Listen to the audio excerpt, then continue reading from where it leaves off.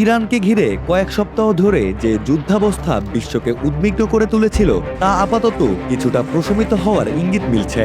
সম্ভাব্য শান্তি চুক্তি নিয়ে আলোচনা শুরু হওয়ায় মধ্যপ্রাচ্যের উত্তেজনা খানিকটা কমলেও আন্তর্জাতিক রাজনীতির নতুন কেন্দ্রবিন্দু হয়ে উঠেছে রাশিয়া। এরই মধ্যে ইংলিশ চ্যানেলে নজিরবিহীন এক সামরিক অভিযানে রাশিয়ার তথাকথিত শ্যাডো ফ্লিটের একটি তেলবাহী ট্যাঙ্কার আটক করেছে যুক্তরাজ্য। এই অভিযান শুধু একটি জাহাজ আটক নয়, বরং এটি পশ্চিমা বিশ্বের পক্ষ থেকে রাশিয়ার অর্থনীতির অন্যতম প্রধান রক্তধারায় সরাসরি আঘাত বলেই মনে করছেন বিশ্লেষকরা।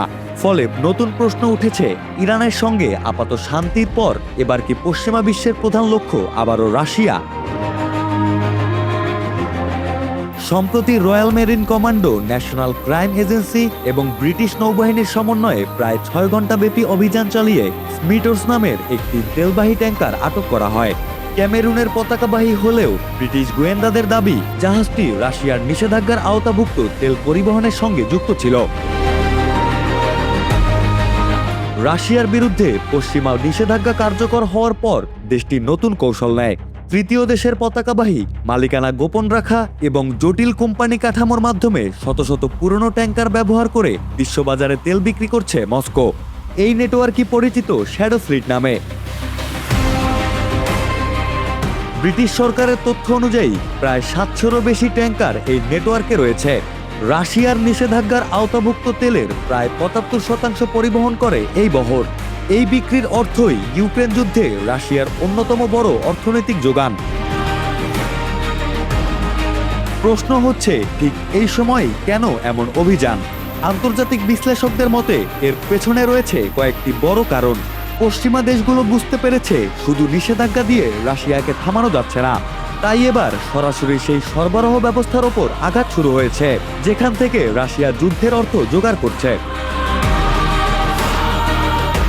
রাশিয়ার সবচেয়ে বড় অস্ত্র শুধু সেনাবাহিনী নয়, বরং তেল বিক্রির অর্থ। এই অর্থের প্রবাহ কমিয়ে দিলে দীর্ঘমেয়াদে যুদ্ধ পরিচালনা কঠিন হয়ে উঠবে। এই অভিযান মস্কোর উদ্দেশ্যে স্পষ্ট বার্তা, শুধু নিষেধাজ্ঞা নয়, প্রয়োজনে সমুদ্রপথেও পশ্চিমা শক্তি সক্রিয় হবে। বিশ্ব রাজনীতির আরেকটি গুরুত্বপূর্ণ সমীকরণ হচ্ছে ডোনাল্ড ট্রাম্প ও ভ্লাদিমির পুতিনের সম্পর্ক। একসময় ট্রাম্পের বিরুদ্ধে অভিযোগ ছিল তিনি পুতিনের প্রতি তুলনামূলক নরম, কিন্তু দ্বিতীয় মেয়াদে এসে চিত্র বদলাতে শুরু করেছে। বিশেষ করে ইউক্রেন যুদ্ধ দীর্ঘায়িত হওয়া, যুদ্ধবিরতি নিয়ে মতবিরোধ, রাশিয়ার অবস্থান পরিবর্তনে অনীহা, এসব কারণে ওয়াশিংটন ও মস্কোর দূরত্ব বেড়েছে বলে বিশ্লেষকদের ধারণা। রাশিয়ার সঙ্গে ইরানের সামরিক সহযোগিতা নতুন নয়। ড্রোন প্রযুক্তি থেকে শুরু করে প্রতিরক্ষা সহযোগিতা, দুই দেশের সম্পর্ক কয়েক বছরে অনেক গভীর হয়েছে।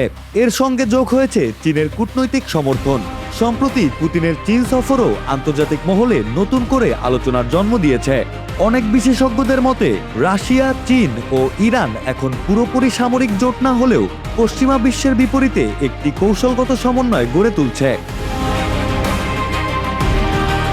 যদিও ট্যাঙ্কারটি আটক করেছে যুক্তরাজ্য, তবুও বিষয়টি লন্ডনের সিদ্ধান্ত নয় বলে মনে করছেন আন্তর্জাতিক নিরাপত্তা বিশ্লেষকরা।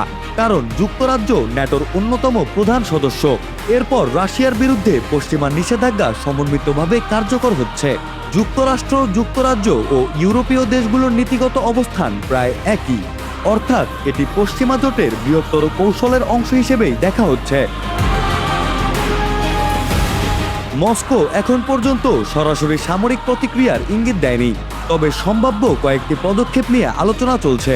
আন্তর্জাতিক সম্পর্ক বিশ্লেষকদের একটি অংশ মনে করছেন, বিশ্ব এখন ধীরে ধীরে এমন এক পর্যায়ে যাচ্ছে যেখানে সরাসরি যুক্তরাষ্ট্র রাশিয়া যুদ্ধ না হলেও প্রক্সি সংঘাত, অর্থনৈতিক অবরোধ, সাইবার যুদ্ধ, সামরিক অভিযান, প্রযুক্তিগত প্রতিযোগিতা আরও বাড়বে। অর্থাৎ স্নায়ুযুদ্ধের আধুনিক সংস্করণ ক্রমেই স্পষ্ট হতে পারে।